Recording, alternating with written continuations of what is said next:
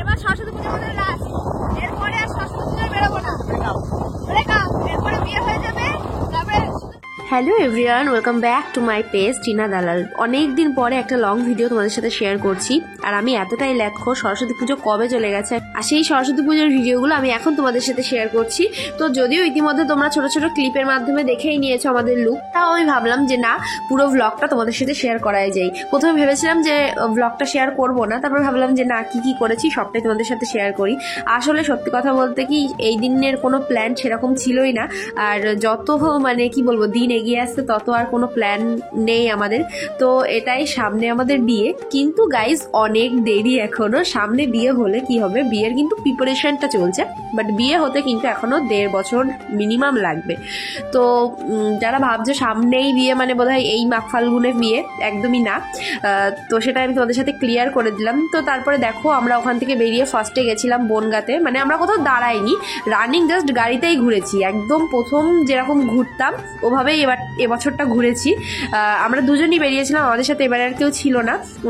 তো দুজনই বেরিয়েছিলাম, যেহেতু আমরা প্রথম দিন বেরিয়েছিলাম, ভেবেছিলাম রাস্তায় কোনো লোক দেখতেই পাবো না, কিন্তু সত্যি বেরিয়ে আমরা সারপ্রাইজ রয়ে গেছি গাইজ, কারণ রাস্তায় পুরো লোক ভর্তি, কারা বেরোয়নি। উল্টে মনে হয় নেক্সট দিন লোক অনেক কম বেরিয়েছে, আমার যতদূর মনে হয়, আমি জানি না, যেহেতু আমি নেক্সট দিন বেরোয়নি, আমি একদিনই বেরিয়েছি, তো প্রথম দিন। আর রাস্তায় মারাত্মক লেভেলের লোক ছিল, নীলকুঠি বনগা দিয়ে শুরু করে সব জায়গায়, বিভূতিভূষণ পার্ক না কি বলে, ব্রিজ ও ব্রিজটাতেও, মানে সব জায়গায় বহুত লোক ছিল। আর রাস্তার মধ্যে এটাই বলছিলাম যে এই যে জায়গাটা, এই জায়গায় আমি একবার নেল এক্সটেনশন করতে এসেছিলাম, তো আসার সময় মানে বাড়ি যাওয়ার সময় আমার না ওখানে গাড়ি ধরেছিল, মানে আমাদের সব কিছু ওকে ছিল, বাট হেলমেট ছিল না বলে টাকা নিয়েছিল আমাদের কাছ থেকে। সেটাই বলছিলাম যে একটা অভিশপ্ত রাস্তা, তার মধ্যেই ঢুকলো আমার চোখে পোকা, আর আমি ক্যামেরা অন করেছি বলে আমার বর তো পোকা বার করবেই না। তারপর অনেক বলে কয়ে পোকাটা বার করে দিল। তারপরে মানে আমার বড় একটা স্বভাব, যদি আমার চোখে পোকা ঢোকে, ও যেখানেই থাকবে না কেন ঠিক দাঁড়িয়ে পড়বে। তারপর আমরা চলে আসলাম নীলকুঠিতে, আর দেখো নাকি ভিড় নেই নাকি, দেখো কত লোক, তাও তো আমাদের যেতে যেতে 5টা বেজে গেছিলো। এখন এই যে টাইমটার ভিডিওটা তোমরা দেখছো, তখন বাজে প্রায় 4:30, আর তখন দেখো লোক কিরকম। আর সেদিনের ওয়েদারটা যেহেতু মেঘলা ছিল, একদমই রোদ ওঠেনি, ওর জন্য যেন আরো অন্ধকার অন্ধকার লাগছিল, কিন্তু রাস্তায় কিন্তু লোক অনেক ছিল। মানে সরস্বতী পুজো ওরকম মেঘলা ওয়েদার প্রথম দিন 2 দিন পড়েছে এরকম কোনো মনেই হচ্ছিল না, মনে হচ্ছিল ওই একটা দিনই সরস্বতী পুজো।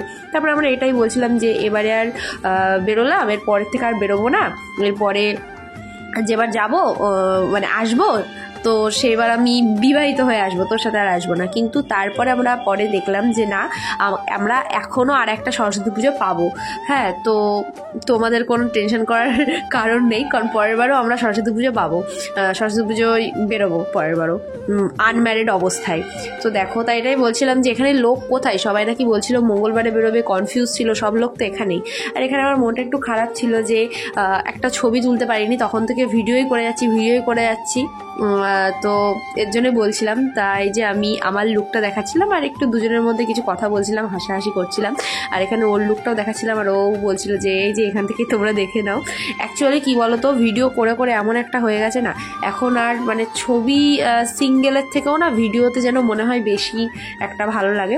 তো তারপর আমরা ওখান থেকে একটু কথা টথা বলে চলে এসেছিলাম। আর সেদিন যেহেতু এমন টাইমে বেরিয়েছি, না কিছু খেতে ইচ্ছে করছিল, না বিরিয়ানি কিচ্ছু খেতে ইচ্ছে করছিল না, ওর জন্য ফার্স্টেই আসলাম মোমোর দোকানে। আর সত্যি বলতে মোমোটা কি জঘন্য ছিল, ফার্স্টেই বলছিলাম যে মোমোটা হয়তো ভালো হবে না। হ্যাঁ, তো ও বললো যে না, তুমি মোমো খেতে ভালোবাসিস, মোমোটাই খা। তো তারপর আমি এই যে মোমো নিলাম ঠিকই, কিন্তু মোমোটা একদম মানে পুরনো ছিল, বাসি ছিল, খেয়েই বোঝা যাচ্ছিল। কি আর করা যাবে, দুজনে 2 প্লেট মোমো নিই, আর স্যুপটা তো খাওয়ার মতনই না, আমি খাইও নি।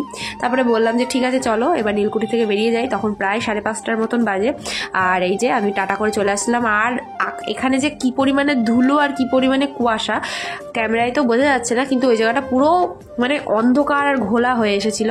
আর এই রাস্তায়, সারা রাস্তায় জুড়ে ছিল হচ্ছে ধুলো ধুলো ধুলো। আর সেদিন যেহেতু গরম পড়েছিল, অতটা ঠান্ডা লাগছিল না। তো আসার সময় আমরা একটুখানি চায়ের দোকানে নেমেছিলাম, একটু চা খেয়ে বাড়িতে চলে এসেছিলাম। তো আজকের ভিডিও আমার এইটুকুই, ভালো লাগে একটু লাইক কমেন্ট করে দিও, আর পেজটাকে ফলো করে দিও। টাটা।